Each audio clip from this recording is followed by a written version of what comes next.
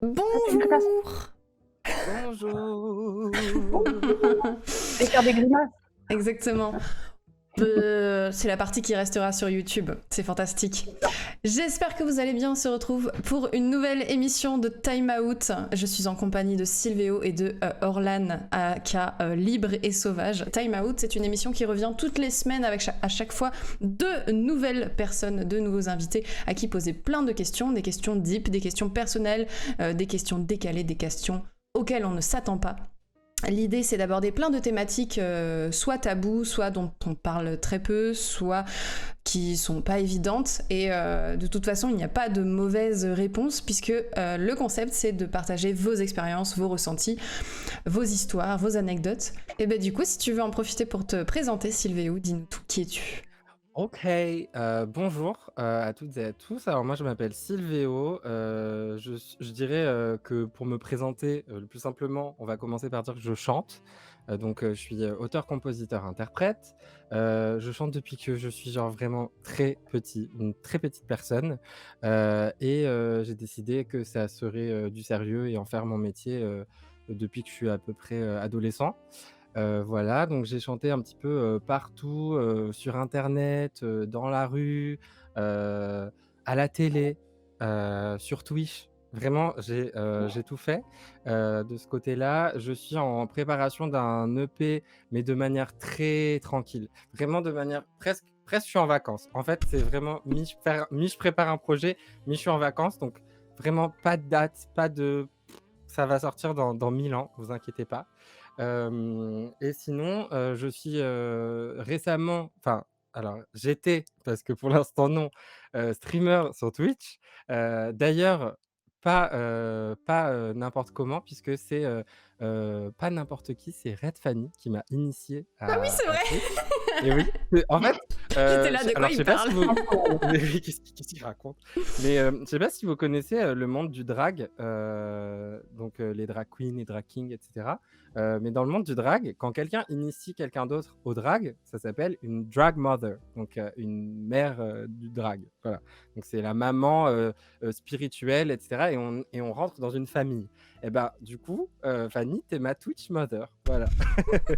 Tu ma maman Twitch. Incroyable. Elle m'a fait un tuto sur OBS Le coup de et tout. vieux, vas-y, je suis une daronne, ça y est. Voilà, elle a des enfants, Fanny, oui. Donc voilà, donc j'étais sur Twitch, pendant plus d'un an et là, j'ai dû arrêter parce que je suis en transit pour, un voyage, au Canada qui se profile dans 3 mois, là, ça approche. J'avoue. Donc voilà, donc un chanteur, mais pas trop beaucoup en ce moment, un streamer plus trop et surtout une incroyable personne. Merci. Oh, attends, j'ai des Bien. applaudissements. Je peux te Ah mettre des oui, applaudissements. j'aime Ah, bien. trop bien. Un max Ah d'applaudissements. bah, merci, merci. Incroyable. Magnifique. Donc Du coup, vous voilà. entendez pas mes sons, mais voilà, il y avait des Ouais, on les applaudissements. Non mais je imagine. les Vous pouvez imagine. imaginer. Ouais, j'imagine souvent des applaudissements dans ma tête, donc t'inquiète. Et du coup, Orlan, qui es-tu? Raconte-nous tout. Donc je m'appelle Orlan, mais je suis plus connue sous le nom de Libre et Sauvage sur internet. Je suis, à la base photographe, artiste photographe et puis, je me suis mise à faire des vidéos sur YouTube. Je vais fêter mes 5 ans, de YouTube, cette année d'ailleurs. Où je montre attention, ouais, ça commence à, ça vieillit tout ça. Et du coup, j'ai une chaîne YouTube assez contemplative, assez poétique où je montre mon mode de vie, sobrement heureux. Je vis dans la frugalité, je suis une écolo chiante, quoi. Non, je Non! plaisante, mais et je vivais à Paris il y a encore, 1 an et j'ai quitté Paris là pour une petite maison au bord de la rivière. Et du coup, je me suis lancée sur Twitch, j'ai fêté mon Twitch anniversaire jeudi dernier, donc il y a littéralement 1 semaine. Heu, et je fête dimanche les 1 an, d'emménagement dans cette maison. Tada! Oh my god, mais tellement d'événements! Tout en même temps.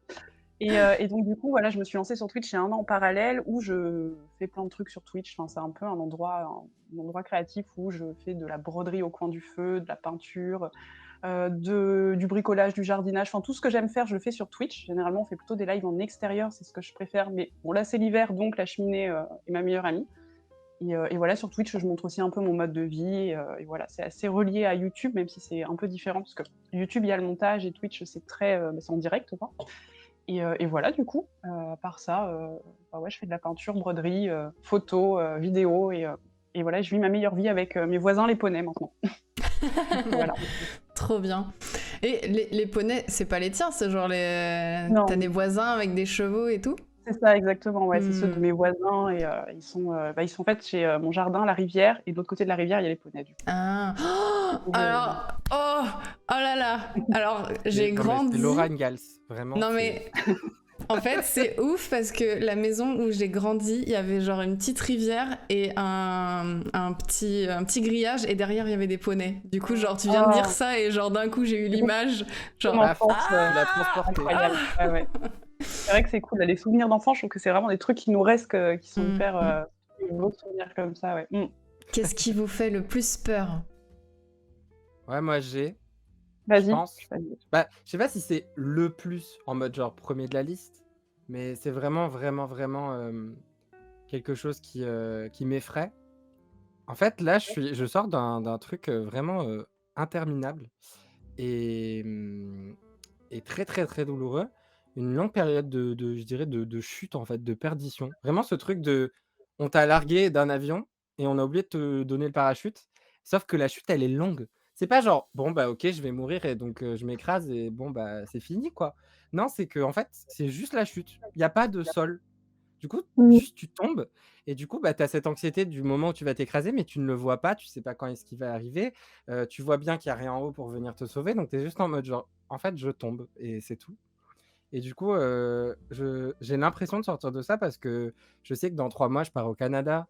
Donc je sais que, je me connais et je sais que ça va être une période où il va y avoir comment dire? Une sorte de renaissance. C'est vraiment cette période, de joie, où tu as l'impression que tout est connecté en mode: «Ah mais oui, c'est pour ça que je vis, c'est ça ma raison d'être». Enfin vraiment, c'est des trucs, très forts où tu avances en fait et là, tu peux parcourir du chemin et là, tu peux rencontrer des gens, tu peux faire des trucs incroyables et en fait, moi, j'ai juste peur, que cette période n'arrive pas ou plus. En tout cas, pas au moment où je pense que ça devrait arriver, c'est-à-dire, là, dans 3 mois, quand je pars au Canada et cetera.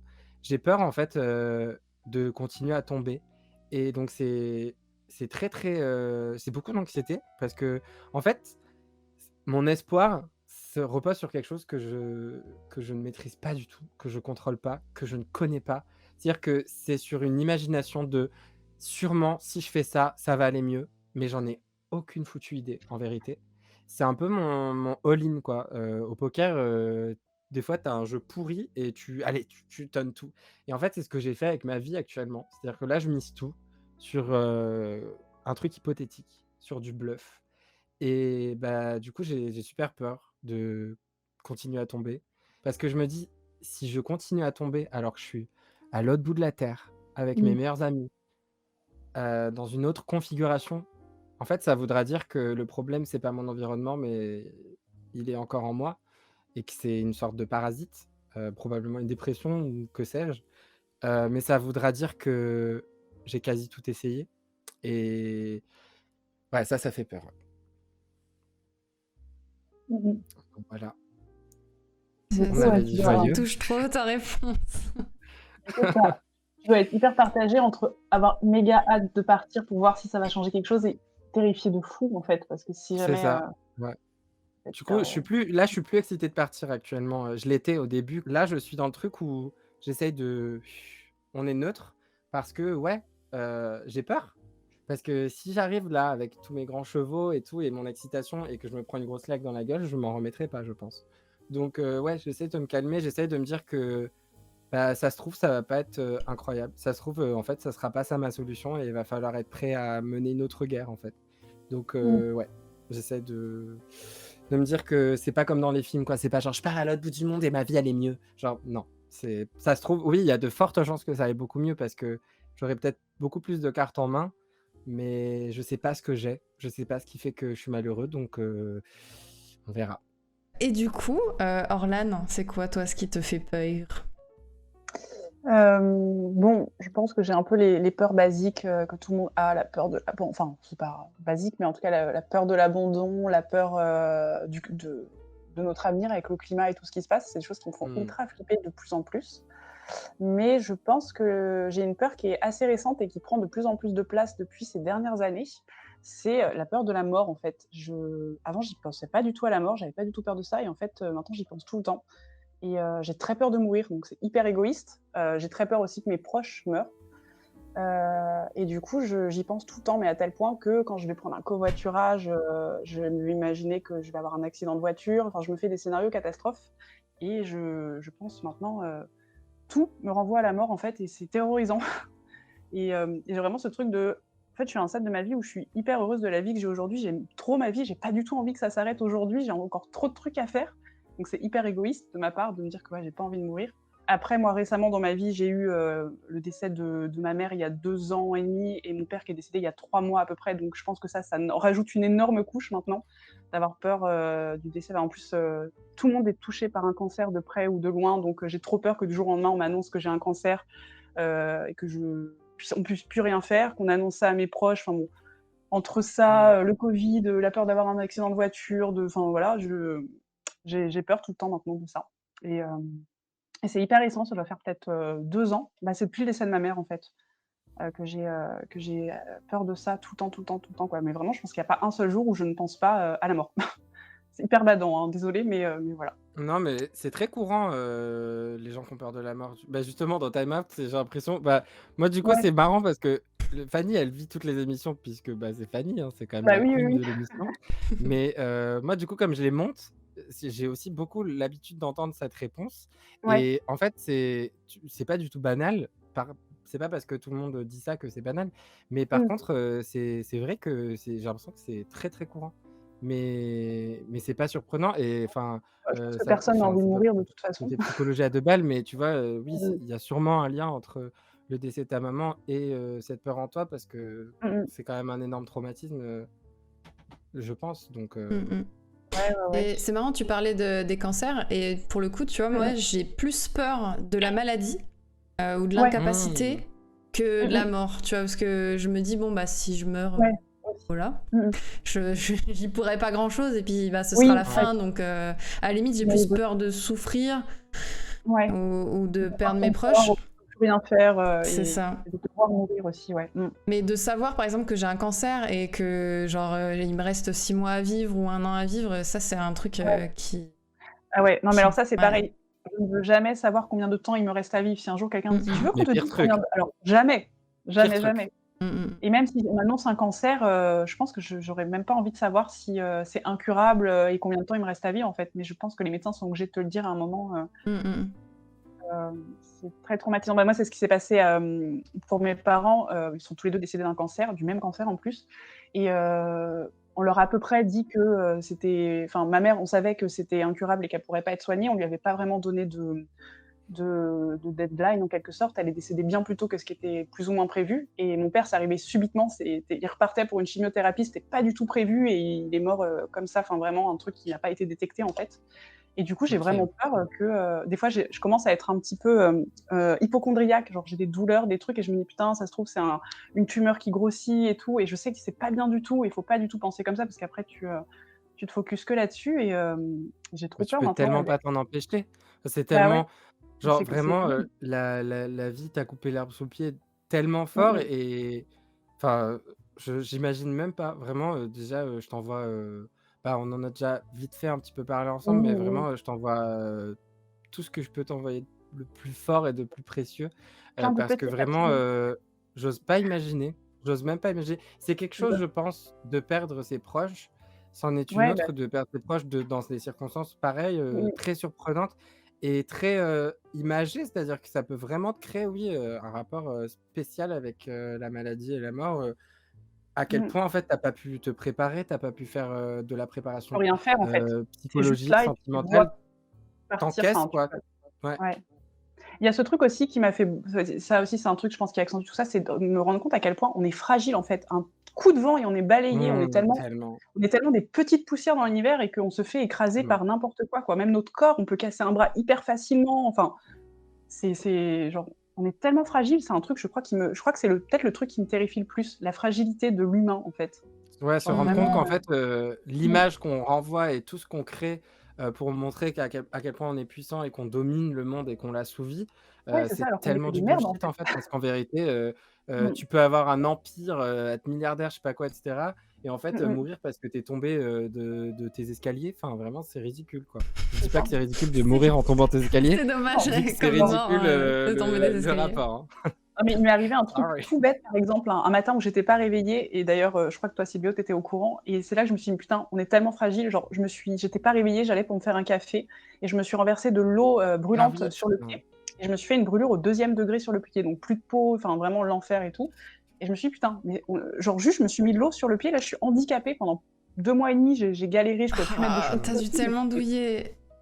j'ai eu de la chance, moi, j'ai pas eu si mal que ça, c'était juste très Mmh. chiant parce que heureusement c'était en début d'automne, donc il faisait pas Ouais, encore c'est trop froid. handicapant. Tu un pansement et tout, Ouais, alors j'ai découvert le tulle gras du coup, un truc complètement magique que tu mets sur les plaies et c'est un pansement que tu mets sur les plaies, donc là j'étais à vif quoi, vraiment, et Ouais. ça colle pas en fait. Tu le décolles le matin et ça Ah! ça colle pas, donc ça m'a sauvé la vie et vraiment c'est juste d'une toute petite erreur, genre ma main qui a touché la cafetière et ça s'est renversé sur mon pied, genre vraiment je me suis niqué le pied quoi et je suis en mode: «Mais on est si fragile!» C'est Mmh. fou à quel point on peut, voilà, bon c'est des petits trucs comme ça au quotidien qui font que Sur la fragilité aussi, le fait que ce soit tes parents, il y a le côté un peu genre, tu sais, quand t'es gamin, les parents, c'est les personnes qui sont Mmh. intouchables, enfin, il va jamais rien ah leur ouais, arriver, quoi. C'est ils te des... protègent, Ils te ouais. Des protègent, piliers. c'est des piliers, c'est ça. C'est impossible qu'il leur Ouais. arrive quoi que ce soit, donc c'est vrai que le jour où ils Mmh meurent, mh. j'imagine. Ouais. J'ai pas hâte que ça arrive, mais dans Mmh mon mh. cas, mais ouais, Ouais. j'imagine que, enfin, d'un coup, tu dois te dire, oh putain, mais en fait, ça peut arriver n'importe quand, à n'importe qui, Mmh. on est Ouais, en ouais. sécurité nulle Mais part. pour moi, c'est un peu la définition C'est du exactement désespoir, en fait. Quand quelque chose d'imprévisible arrive et quelque chose que vraiment, genre, tu en mode mais ça défie toutes les logiques, qu'on a envie de s'imposer, à bah, ouais, savoir, ouais. les parents, ils Mmh. vont toujours être là pour nous, il va rien leur arriver ou s'il leur arrive Mmh. un truc, on aura le temps de se préparer un minimum, enfin voilà. Pour le coup, j'imagine que quand il t'arrive ça, en fait, tu te dis: «Mais what the fuck la vie, en fait?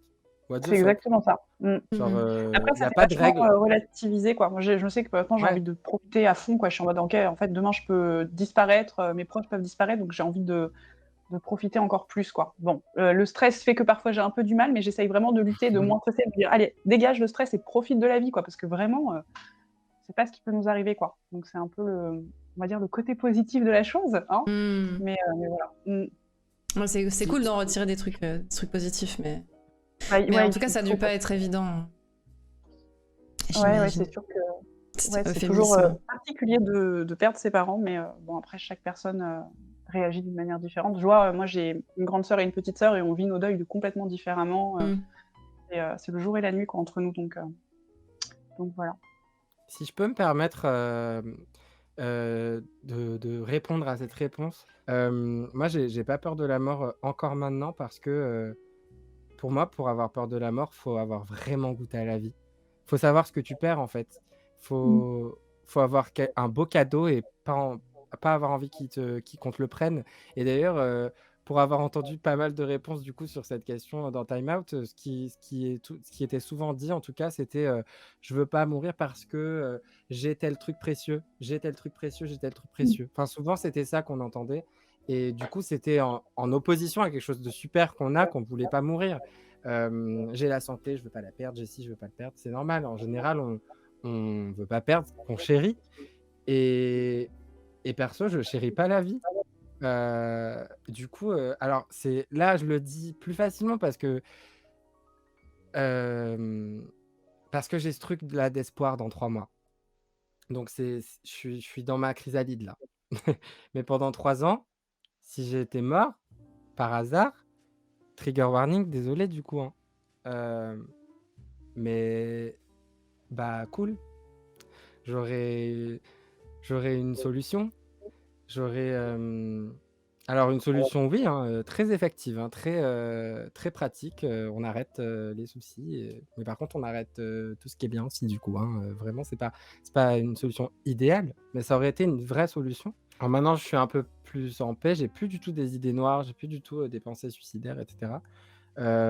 Mais j'ai pour autant toujours ce truc de, si on me propose une fin, c'est-à-dire pas si on me propose parce que l'idée de la mort, c'est qu'elle soit, pas prévue, Mais si la mort s'impose à moi, soit, so be it, tu vois.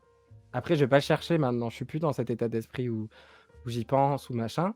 Et d'ailleurs, comme je disais, c'est là où je savais que j'étais malade et c'est là où peut-être il y avait une différence entre penser à sa mort et vouloir la provoquer avec de fortes intentions. Et heureusement, je pense que j'en étais pas à là, mais je suis arrivé à un stade où je pensais pas arriver en fait. C'est allé beaucoup trop loin, j'ai eu beaucoup trop peur. Et notamment donc cet épisode où justement je parlais de mon expérience chez le psy qui s'était pas passé la dernière, pardon, qui s'était pas bien passé la dernière. C'est notamment parce que j'allais vraiment, vraiment très mal. Je me suis jamais vu dans un état pareil. J'étais en détresse, mais totale. J'étais, enfin franchement, pour moi, c'était la fin. Et, et donc, je vais chez ce psy et vraiment, à chaque fois que j'avais un rendez-vous, je me dis, mais s'il me sauve pas là, c'est fini. Enfin, vraiment, j'ai besoin qu'il me dise la phrase, qu'il fasse le truc, qu'il fasse un move, j'en sais rien. Limite, qu'il me fasse un câlin, en fait. Mais genre, il faut qu'il fasse quelque chose. Et il avait rien fait, c'est-à-dire qu'il était resté extrêmement froid, extrêmement distant. Il proposait vraiment pas de réponse à ce que je disais. Je disais des trucs de gueudin, je balançais des phrases. Quand je m'entendais parler, je me disais, ouah, tu souffres. Et je me faisais de la peine, c'est-à-dire que je m'entendais et je me disais, je vais pas t'interrompre, je vais pas.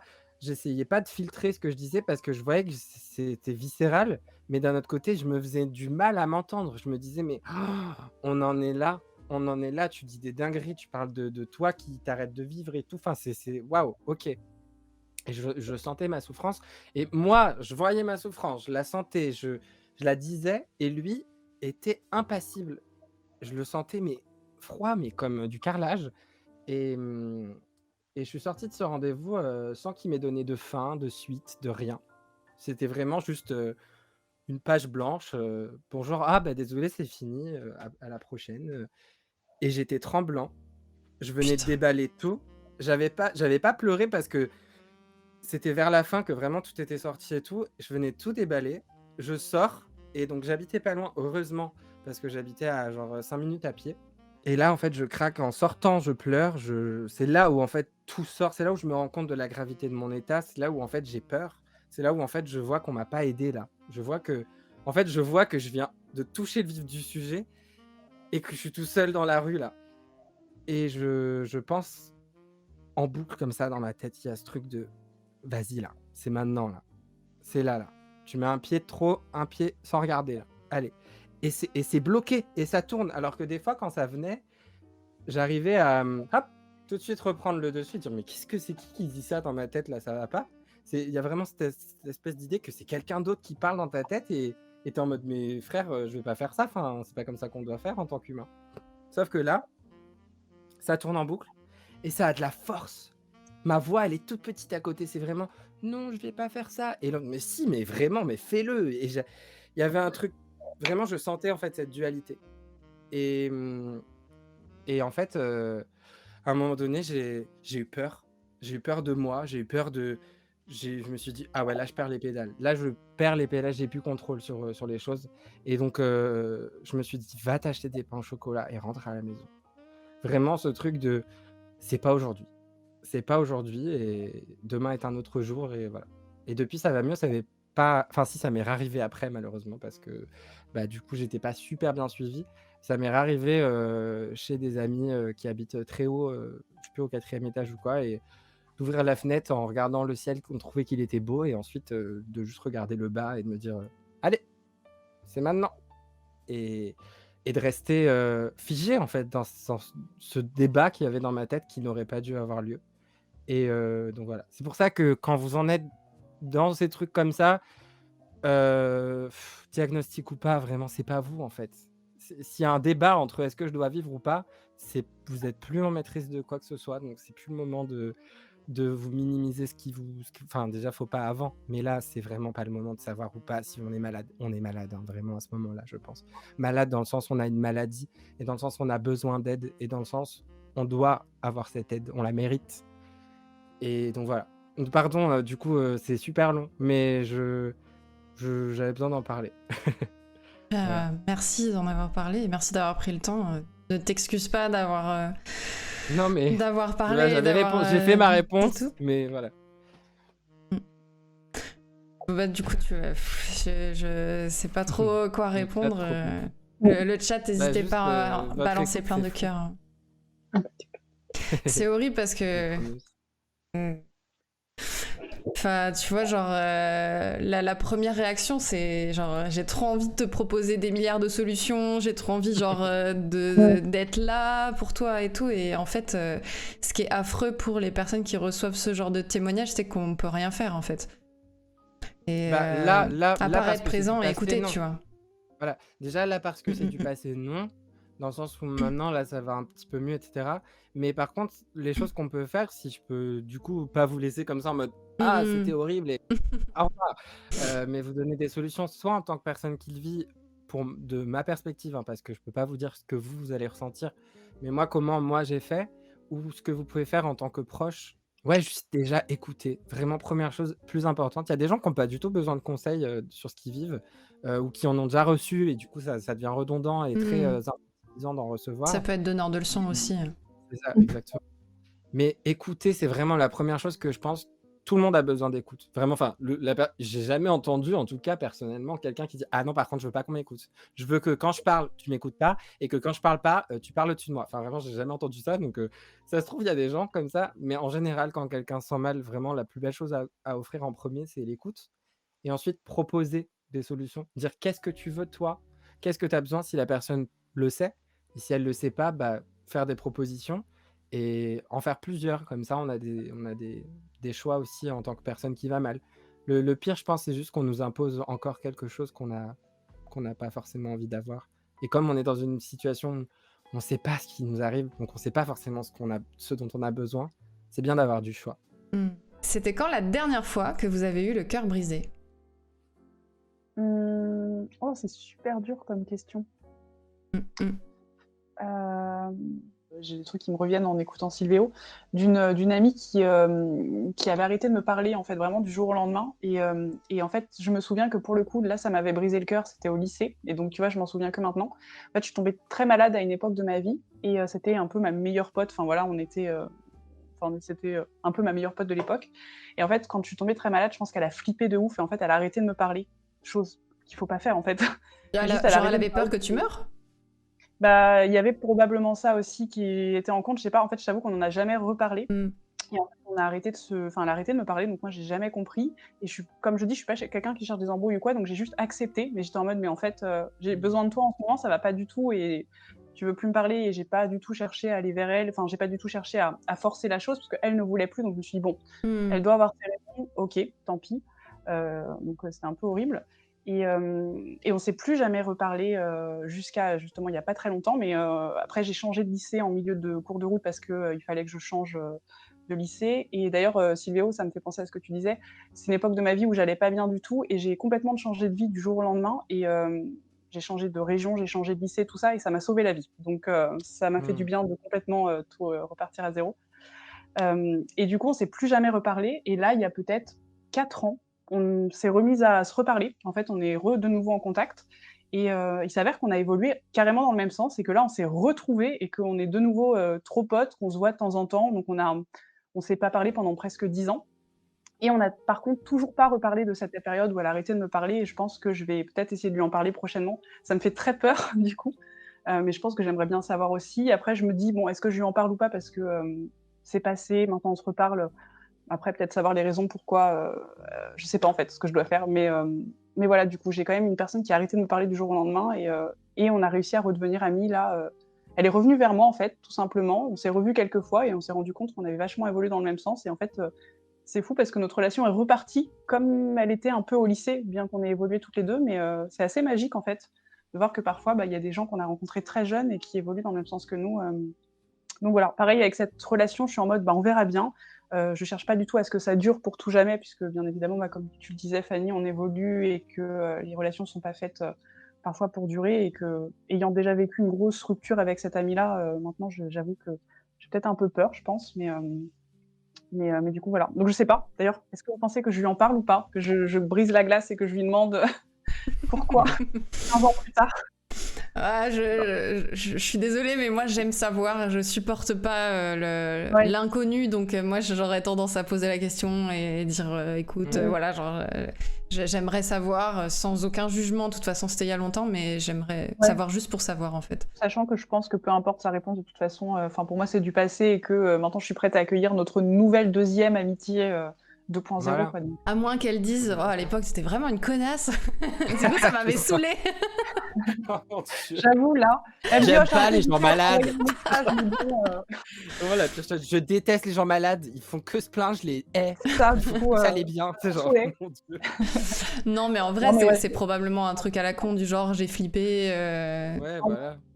je pense que c'est complètement ça Ça du fait coup. toujours Mais, du bien, je pense, d'entendre ça. Et peut-être ça va mener à une belle discussion et une relation plus ouais. forte et plus vulnérable, du coup.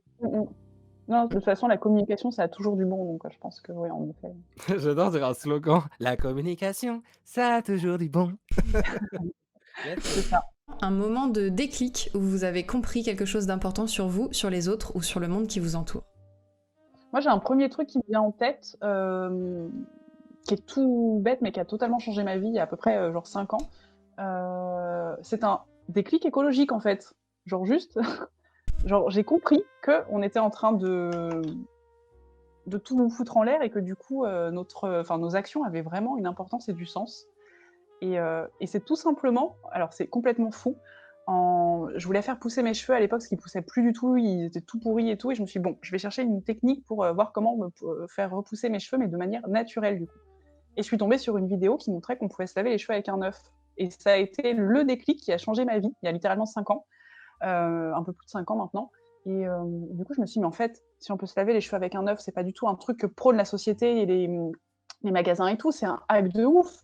C'est-à-dire qu'il doit y avoir plein d'autres trucs comme ça, et en plus, c'est hyper écolo, enfin, c'est hyper simple et tout. Et en fait, ça m'a fait comprendre que en fait, on pouvait faire des choses simples qui étaient mieux pour la planète, mieux, enfin, qui étaient éthiques, qui étaient même mieux pour notre porte-monnaie, qui nous poussaient à être libres du coup, et c'est de là qu'est né Libre et Sauvage. Et j'ai complètement changé de mode de vie j'ai vraiment l'impression d'avoir vécu 2 vies, d'avoir eu une vie parallèle avant où j'étais pas du tout consciente de ça. Et, et du coup, voilà, ça a été le déclic qui a changé ma vie.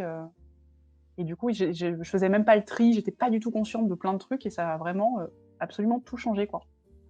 Voilà. C'est comme une espèce d'armoire que j'ai ouverte avec 12 000 tiroirs à l'intérieur, un peu comme l'armoire du monde de Narnia. Vous savez, vous ouvrez la porte et tu rentres Ouais. dans un nouveau monde. Ah, Voilà. c'est trop belle image. C'est Ah ouais, trop c'était, cool. Tu te oui, laves les c'est, cheveux avec juste un œuf? Tu mets Alors l'œuf plus comme ça? maintenant, Ah d'accord. plus maintenant, mais à une époque, ouais, je prenais un œuf que je cassais, du coup, que je touillais, je me lavais les cheveux avec juste un œuf. Mais après, comme j'ai eu des tendances un peu plus véganes, tout ça, du coup, ça me convenait plus trop. Et du coup, je suis passée à la farine de pois chiche. C'est merveilleux. Du coup, je fais de la farine de pois chiche avec un petit peu d'eau. Tu te mets ça sur les cheveux, tu laves bien. Et après, je fais un après-shampoing au vinaigre de cidre pour refermer les écailles des cheveux et faire briller. Et j'ai fait ça pendant longtemps. Et Waouh. après, je suis passée au cure de sébum. J'ai juste arrêté de me laver les cheveux parce que se laver les cheveux, c'est surfait, quoi. Et mes cheveux se sont remis à pousser à ce moment-là. Donc, voilà. Trop bien. Putain, j'ai trop envie de Ouais, ouais, tester. Ouais, c'est cool. Il y a plein Les de trucs petites vraiment tics. sur tout ce qu'on appelle la slow cosmétique. En fait, c'est vraiment la cosmétique. Tu utilises des produits de ta cuisine pour créer tes propres produits du corps, quoi. Et il y a plein de trucs. J'ai appris plein de trucs. Et j'en apprends encore plein d'ailleurs. Nice. Ouais. Waouh. Putain, moi, je suis un peu l'inverse. Genre, j'utilise. Enfin, tu vois, genre, je me décolore les cheveux et tout, et j'ai des produits, et ça me frustre. J'aimerais trop pouvoir avoir des trucs naturels, mais rester blonde. Si je pouvais faire genre claquette, blonde naturelle, et puis avoir besoin d'utiliser des trucs chelous. Il faudrait tout ce secret.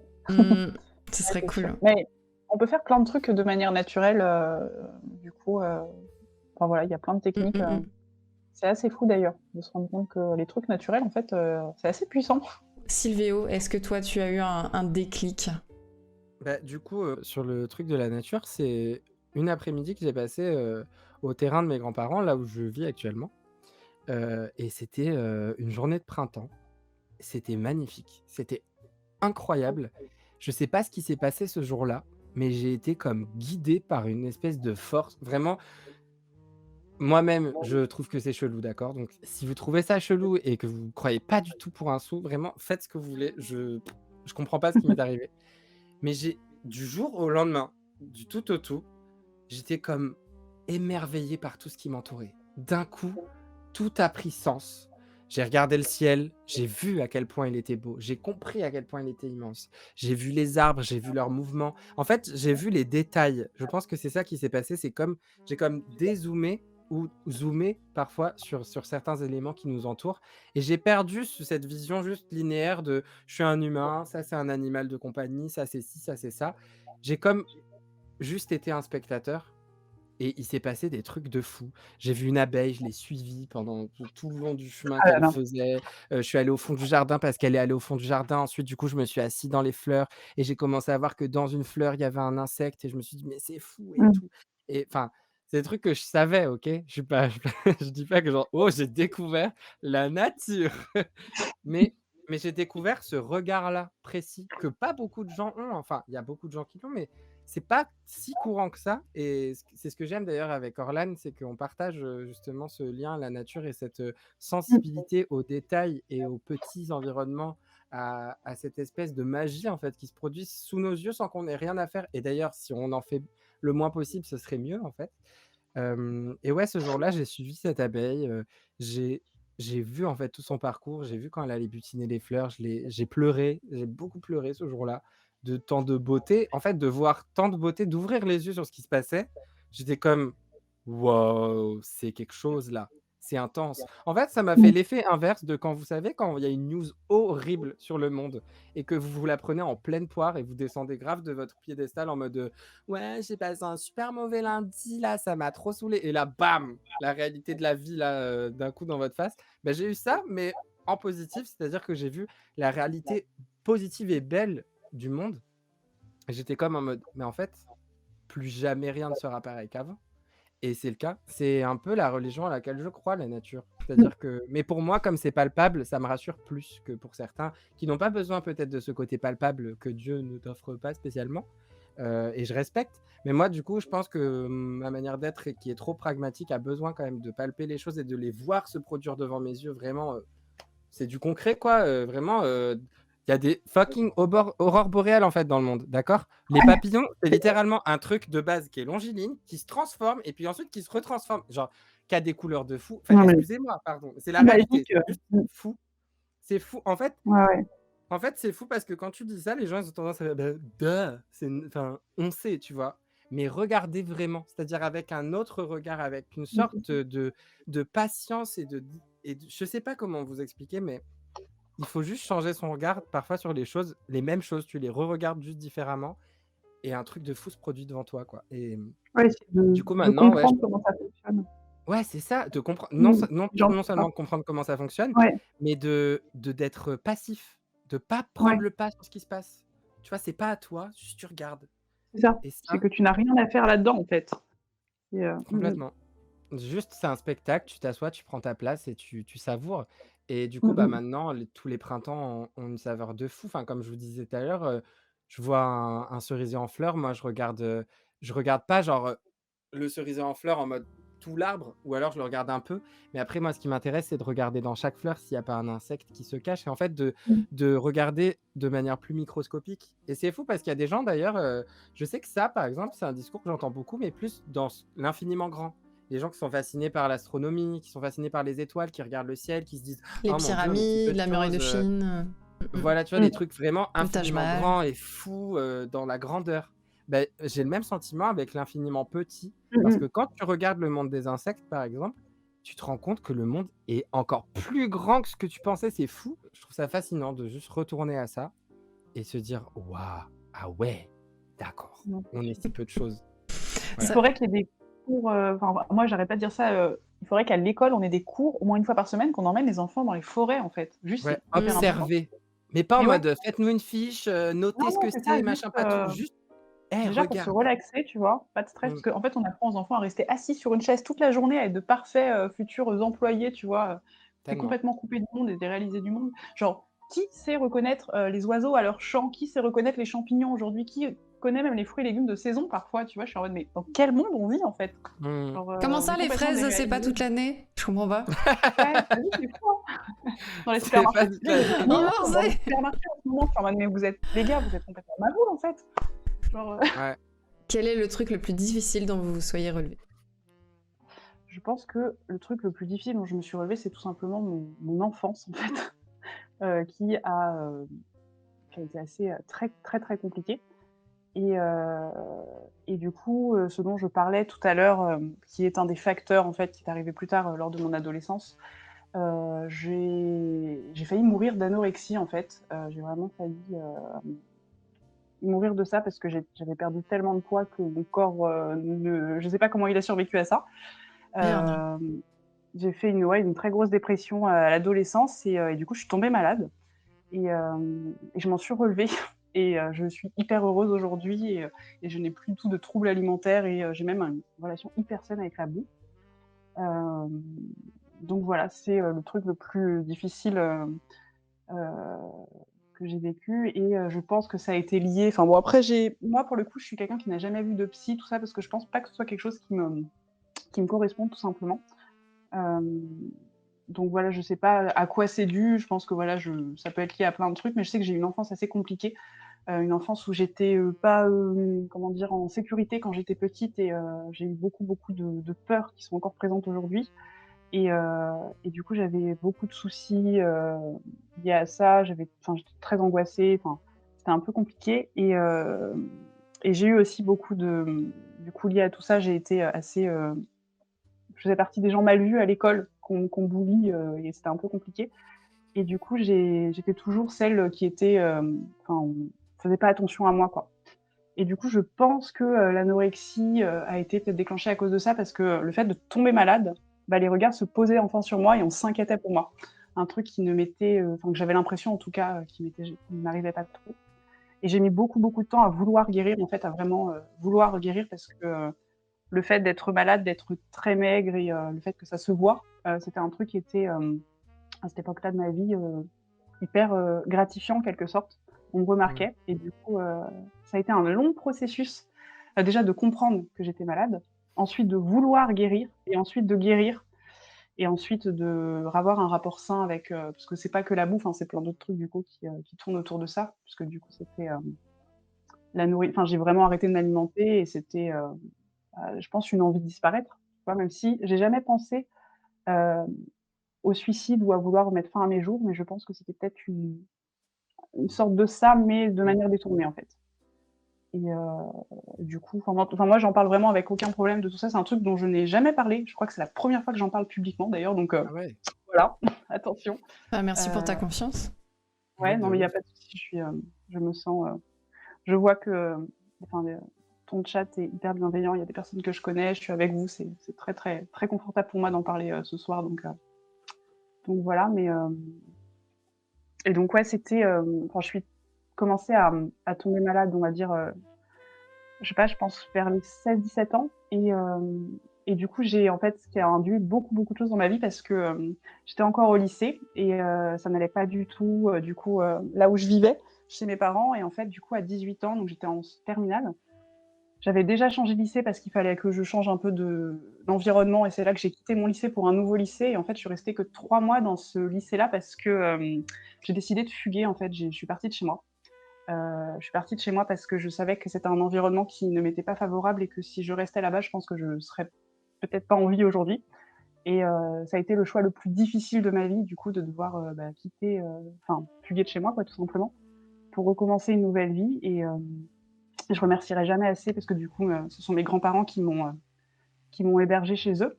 Du coup, j'ai vécu chez eux et ils m'ont ouvert leurs portes. Enfin, quand je leur ai dit: «Bon, bah, je faut que je parte de la maison, est-ce que je peux venir vivre chez vous?» Tout de suite, ils m'ont dit: «Mais bien sûr, il y a pas de souci» et du coup, donc j'ai emménagé chez eux. J'ai réussi à finir ma scolarité, bah, grâce à mon grand-père qui, à l'époque, travaillait, dans les lycées d'Île-de-France et donc du coup, grâce à lui, j'ai pu finir ma scolarité et retrouver une vie normale, avec beaucoup, beaucoup de temps et beaucoup de beaucoup de ouais, de temps, tout simplement et et du coup, voilà, ça a été, très compliqué parce qu'en plus, mes grands-parents, j'y allais que pour les vacances, donc dès que j'y allais, c'était que du fun, que du bonheur, enfin, c'était que pour des moments hyper chouettes Mmh. et là, j'ai été confrontée à cette rupture où j'y allais pour vivre, pour finir mes études, où j'avais la maison et l'environnement de mes grands-parents n'étaient plus que pour les vacances, c'était ma nouvelle vie et du coup, il y avait tous les aspects, bah, négatifs aussi qui sont arrivés là-dedans et du coup, ça a été très dur, très, très compliqué.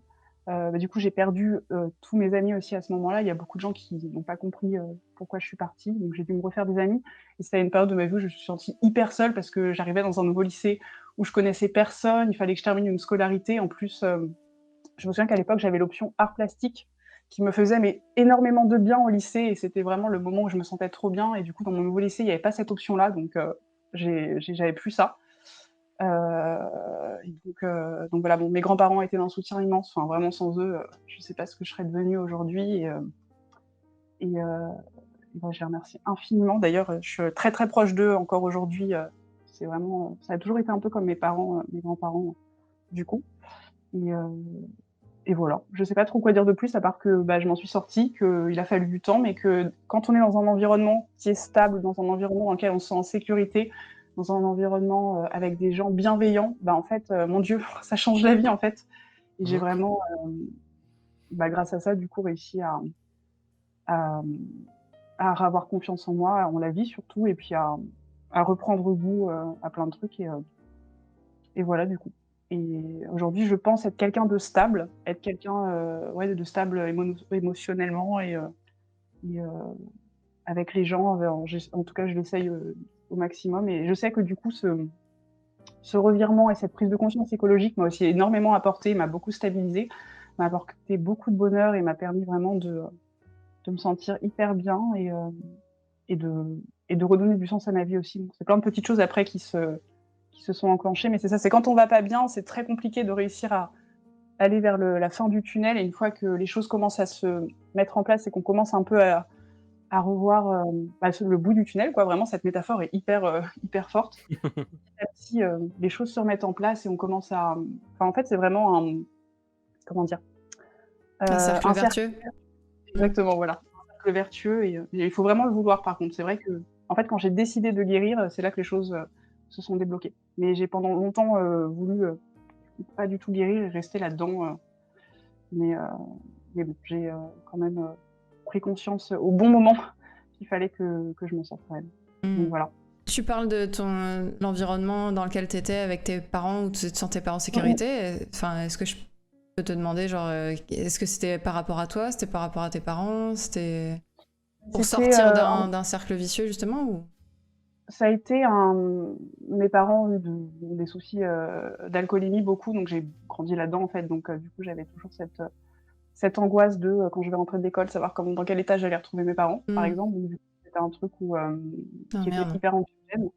On n'avait pas de thunes du tout, donc c'était toujours, enfin vraiment quand je dis pas de thunes, c'est qu'au milieu du mois, on n'avait plus rien pour manger, donc c'était toujours, «Est-ce qu'on va réussir à manger?» Voilà, du coup, il y avait ce paramètre-là.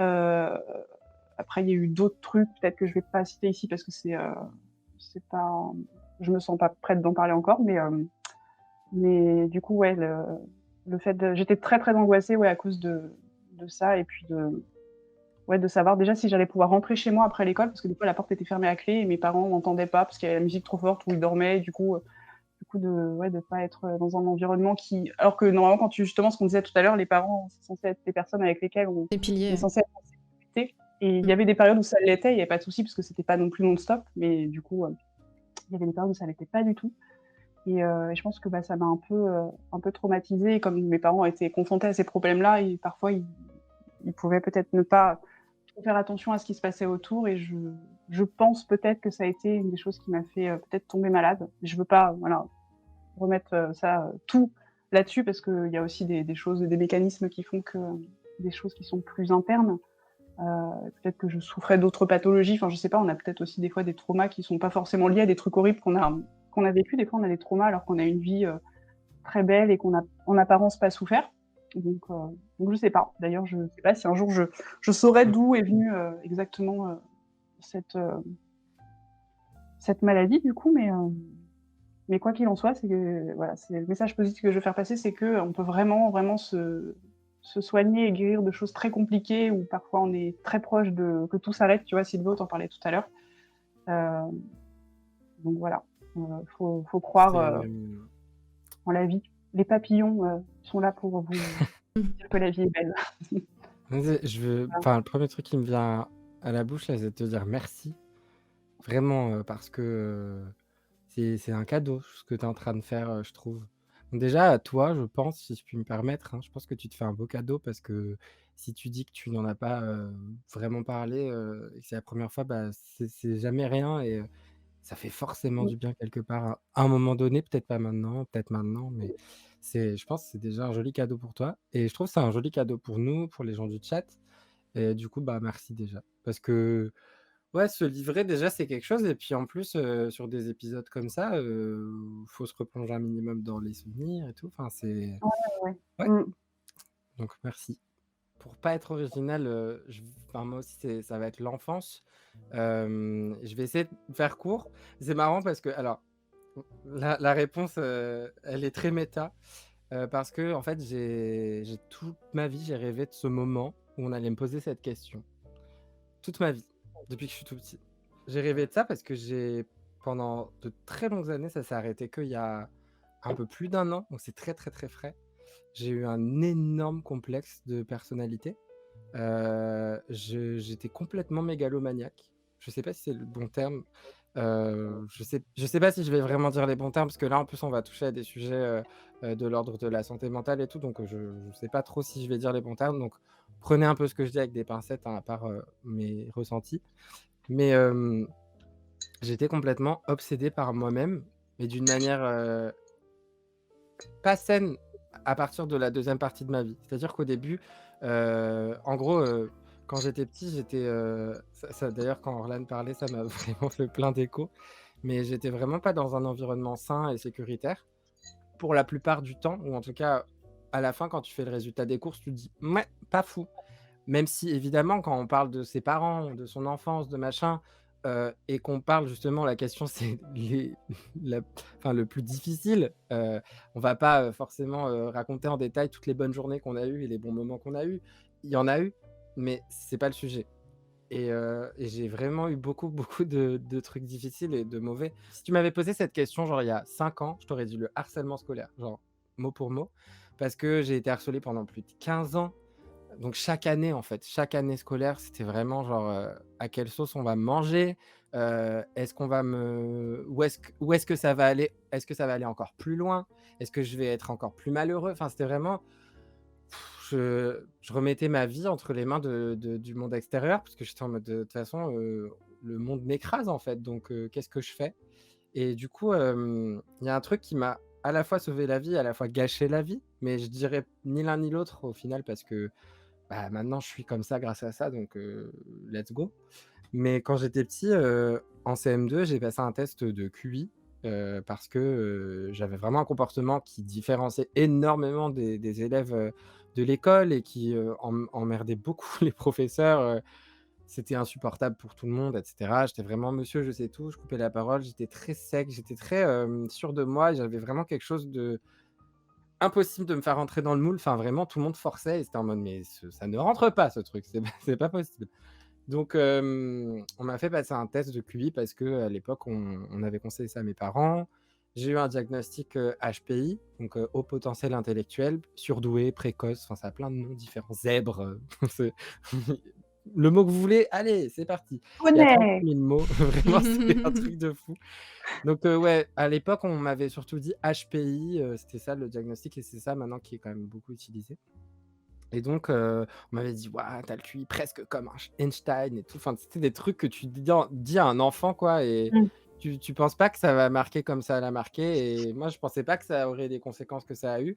Mais voilà, on me dit des trucs comme ça, d'un autre côté, tu as la légitimité de: «Ah putain, en fait, c'est pour ça que je suis bizarre. Ah OK, d'accord, je suis complètement, chelou, mais j'ai une raison. Ah super» et puis aussi, ça fait un peu le truc de, moi, ça m'a donné tout de suite ce truc de: «En fait, on m'écrase parce que j'ai quelque chose que les autres n'ont pas».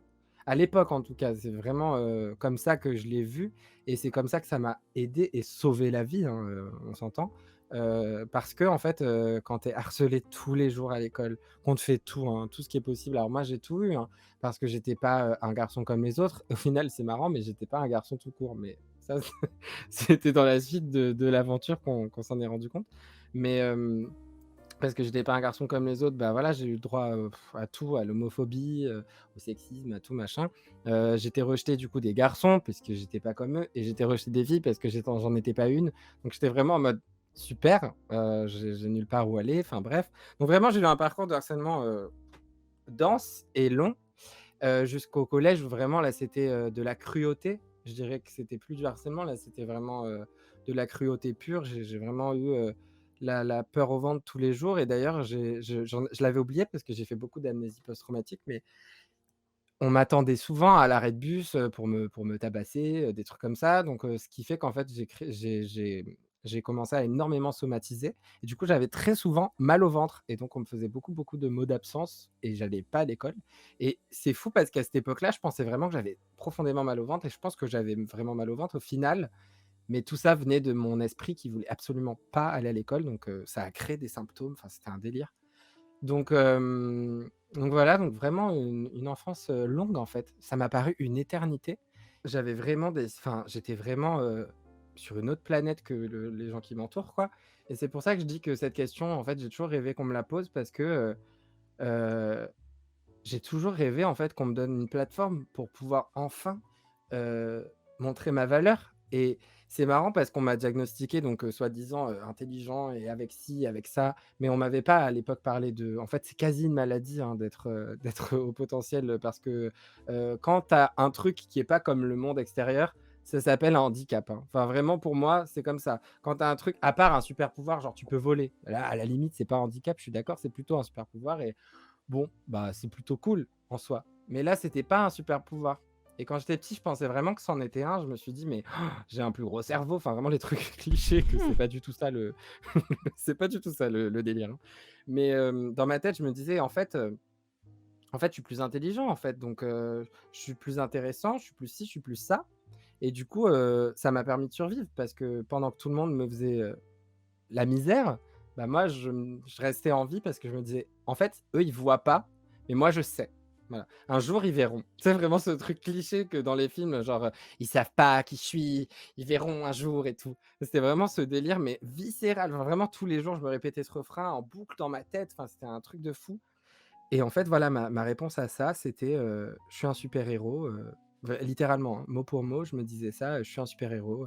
Un jour, ils vont voir, je suis, dans une prophétie, je vais être, le sauveur de je sais pas quoi». Enfin, je me faisais des gros délires pour me sauver de la vie et en fait, en grandissant, j'ai pas fait attention à ce truc qui était dans mon cerveau parce que je pensais que le fait de plus me le dire, c'est que c'est bon, j'ai passé ça et vu que je me faisais plus harceler, j'avais développé ensuite de l'amour, de moi donc j'étais dans une bonne relation avec moi-même, et cetera.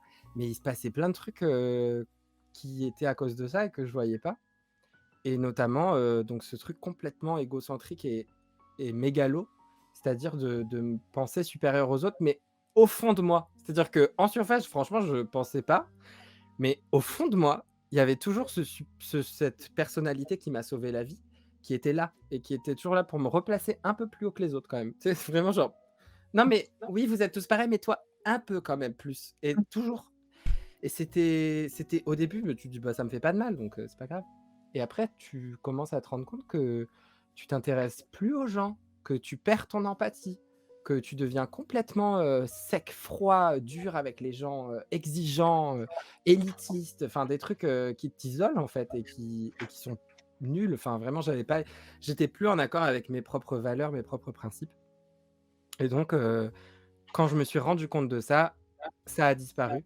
Mais voilà, ça a pris, énormément de temps et donc ouais, j'ai vécu avec ce super héros en moi qui n'en était pas un, cette illusion et par contre, quand je me suis pris la claque dans la gueule de: «Mais tu es pas un super héros, tu es pas dans une prophétie, tu es pas dans un film, tu es pas le héros d'un film». Waouh, ouais, c'était ouf, ouf, ouf, ouf. Là, j'ai pris une énorme claque dans la gueule et j'ai dû lui dire au revoir et c'était très douloureux parce qu'il m'a sauvé la vie et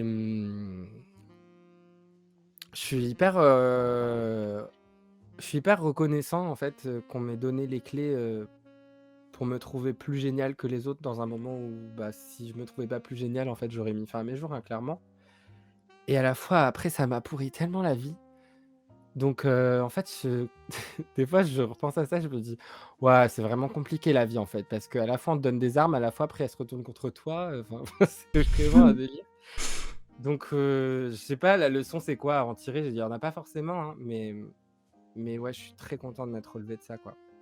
Maintenant, je pense que j'aurai toujours des restes, hein. Je suis très narcissique, enfin pas narcissique, mais je suis pas narcissique, genre vraiment en mode ah, je suis beau, machin. Mais je m'aime vraiment fort, quoi.